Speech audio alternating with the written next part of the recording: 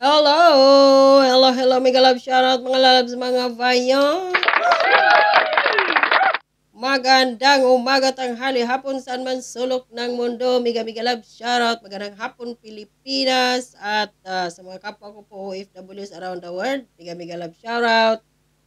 At mag-ingat po ang ating mga kababayang OFWs dyan sa Israel dahil nagkaroon ngayon ng matinding gyera. Ingat-ingat po mga kababayan, no, dyan sa Israel. At nagbigay pala ng advisory ang Philippine Embassy sa Israel ngayong araw na to, sarado dahil nga sa matinding bakbakan dyan sa Israel kalaban ang Hamas. So ang tanong, yung gulo ngayon mga kababayan sa Israel at tawag dito Palestinian dyan, versus Hamas ay sino ba may kagagawan? Was it possible na si Joe Biden ang pinaka-pinono or ulo ng kaguluhan dyan sa Israel at ng Hamas? Bakit ko nasabi or naitanong? This is just a question mga kababayan because last month, September 11, 2023, 7:20 p.m. American time, naglabas po si Donald Trump posted message, no, or news sa kanyang account, social media account. No. Sabi dito ni Donald Trump, "Can you believe that crook Joe Biden is giving $6 billion to the terrorist regime in Iran?" So, yung sabi niya dito, "That money be used for terrorism all over the Middle East." So, ibig sabihin mga kababayan, all over the Middle East, posible ba na yung gera ngayon sa sa Israel at saka sa Palestinian dyan sa Hamas, ng mga Hamas na yan na grupo, ay kagagawan ni Joe Biden at yun, isa na yan sa bayad na $6 billion. This is just a question. No? Dahil ito yun, no? Si Trump mismo nagsabi. Nagbigay, pira na daw na yun na $6 billion na binigay ni Joe Biden, gagamitin daw iyon ng mga terorista para sirain daw ang buong Middle East. Kasalo na dyan, of course, ang Israel dahil part po ang Israel ng Middle East. So, tinitira ba ngayon ni Joe Biden, presidente ng Amerika, ang Israel? Tinatraidor ba ng Amerika ngayon or ni Joe Biden yung Israel na kagaya ng pag-traidor din niya sa Ukraina? Hindi naman siguro nagsisinungaling si Donald Trump dito. Di ba mayroong nakaambang na impeachment yata kay Joe Biden? So sabi pa dito, and indeed, the world is incompetent fool. Yung niloloko is absolutely destroying America. He had the audacity to announce this terrible deal today, September 11, to pay for hostages will lead to kidnapping, ransom, and blackmailing against Americans across the globe. I freed many dozens of our people from various and friendly countries and never paid a dime. Palakpak! Para sa akin, good job dito kay President Donald Trump. Ito yung pacemaker na presidenteng nakita ko sa US. Pagdating kay sino ba yan? Sa iba dyan, lalo na si George Bush, yung senior, pati yung junior, yung magtatay na yun. Mga yawa yun eh. Mga tawag dito.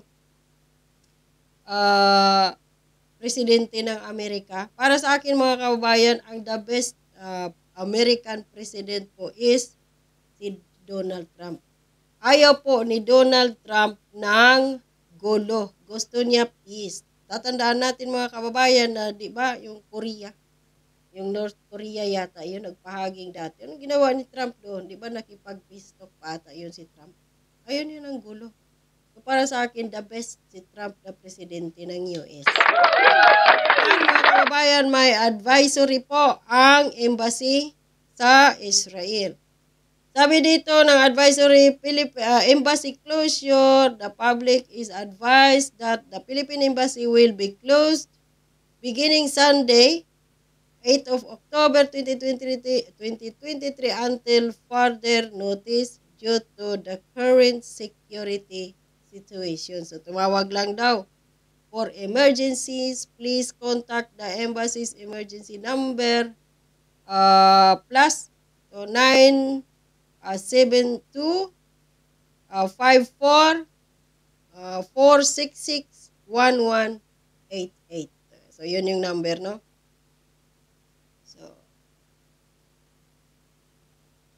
So according to the New York Times, paano po nga itong New York Times na to?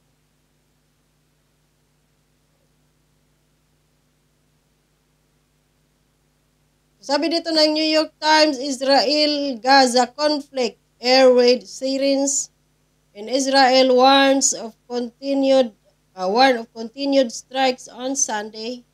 More than 450 people have been killed, according to Israel and Palestinian official. Prime Minister Benjamin Netanyahu vowed to retaliate and turn Hamas strongholds into rubble.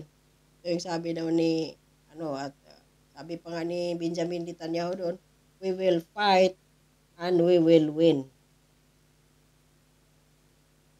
So yun yung, sana ba yun? Video ba? Ano ba?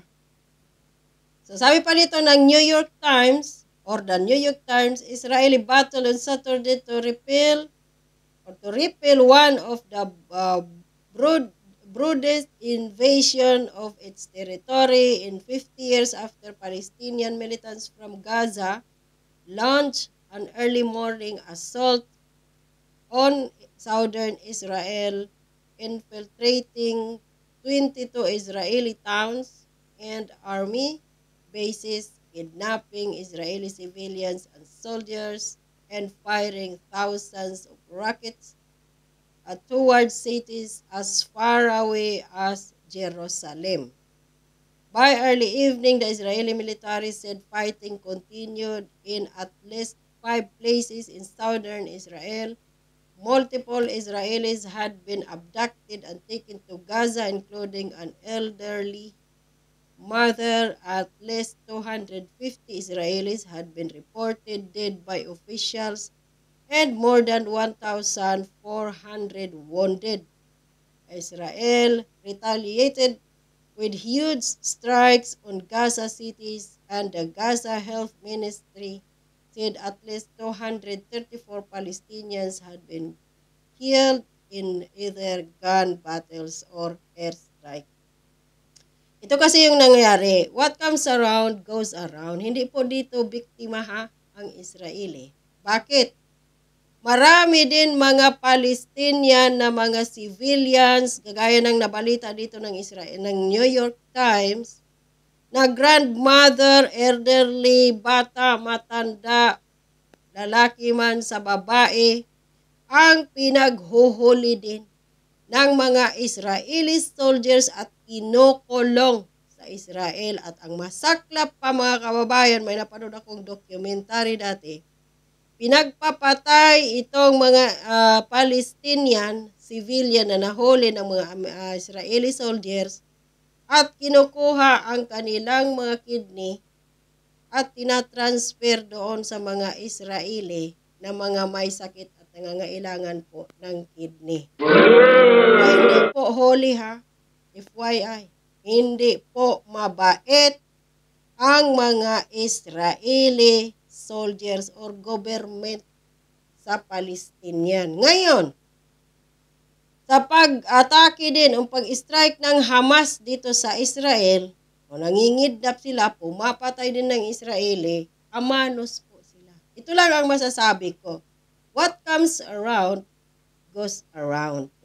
Kung ano yung itinanim mo, Israeli, din yun din ang iyong inaani ngayon. Wala pong biktima sa inyong dalawa, ha? Either Israel or Palestinian, hindi kayo mga biktima. Kaya ikaw, ang bansang Israel, do not pa-victim dahil hindi po kayo biktima dito. Dahil kayo din pumapatay ng mga sibilyang Palestinian na walang kalaban-laban, bata, matanda, babae at lalaki man. Ilang libo ba? Mahigit 1,000 yata yun, according to doon sa documentary. Yung mga prisong mga civilians na mga Palestinians na hinaharang sa daan at hinuhuli, kinukulong. Hindi po yan lingid sa kaalaman dahil balita yan lagi dyan sa bansang yan. Na dalawang bansa yan na nag-aaway.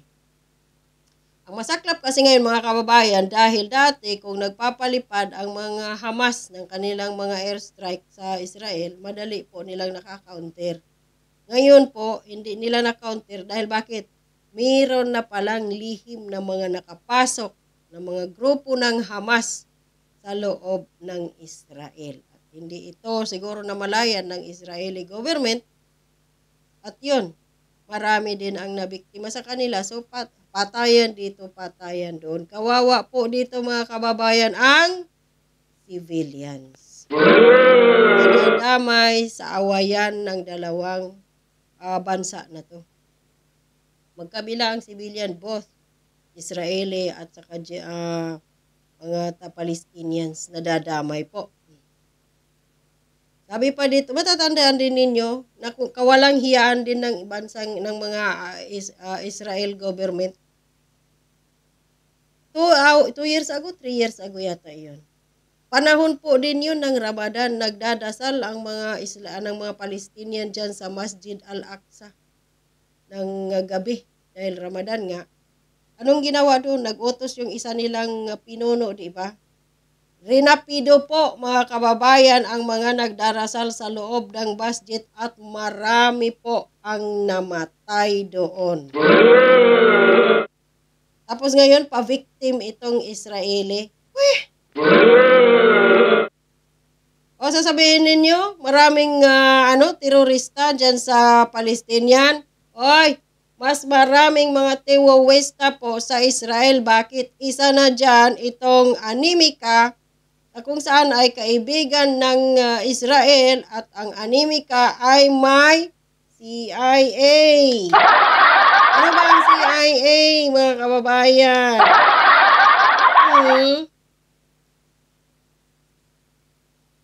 So sabi pa dito ng The New York Times, saan na ba ako?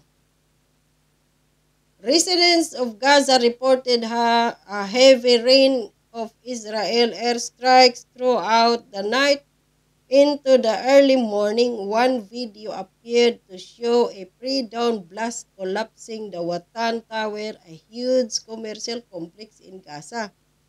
So sabi pa dito, it's morning in Israel and Gaza.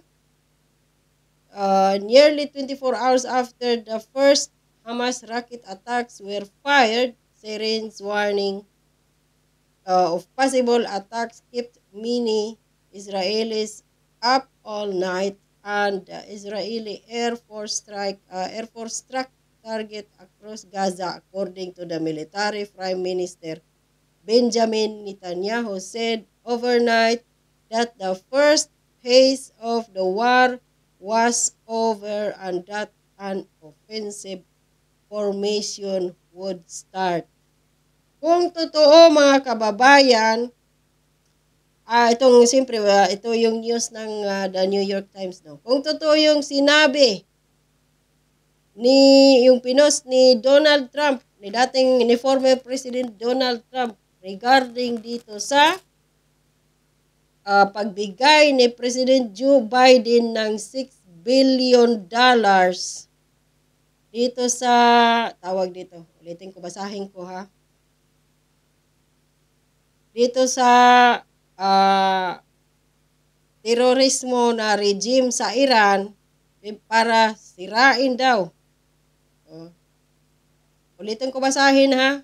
That money huge. Ulitin ko itong sinabi ni Donald Trump. Can you believe that crook Joe Biden is giving $6 billion to the terrorist regime in Iran? That money be used for terrorism all over the Middle East. And indeed, the world is incompetent, full of absolutely destroying America. Yon ha. So si Joe Biden, mga kababayan, kaya ang may pasimono sa kaguluhan ngayon sa Israel at ng Palestinian.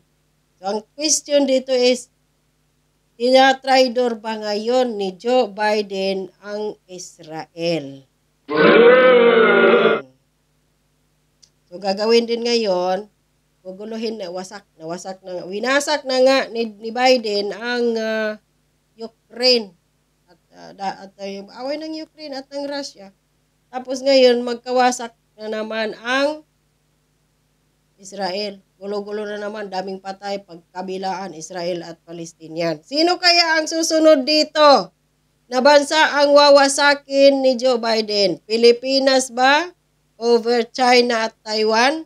Yan ang ating aabangan. Kaya Bongbong Marcos, aming presidente, isa itong sign ngayon ha. Sa pagiging yes sir mo dyan at pagbigay mo ng 4 na base militar dyan sa Amerika at tumbas siguro ng inyong mga kaso dyan sa US para hindi na kayo hulihin kung pupunta kayo doon after ng iyong termino, mag-isip ka po, Mr. President ha. Wala po kaming kinalaman kung ano man. Kaming mga inosenteng Pilipino, wala kaming gusto. Kaya karaming binoto, kundi kapayapaan. Hindi po kaguluhan, Mr. President. Manalamin ka ngayon, Mr. President Bongbong Marcos, sa nangyayari. Yung pinagkatiwalaan mong si Joe Biden, ito mismo, balita yan ni Trump ha. So kayo na po bahala mag-isip. Si Joe Biden ba talaga? This is the question only ha. Si Joe Biden ba ay tinatraidor ngayon ang Israel? Bahala na kayo.